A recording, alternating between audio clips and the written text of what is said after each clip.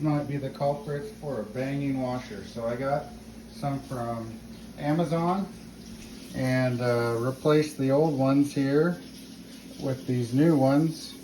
3 little screws at the back, and then Kenmore washer. I just put the new springs in there, and usually about now we'd start to hear some banging. You can hear it whirring up there. Okay, here's the true test, the spin cycle.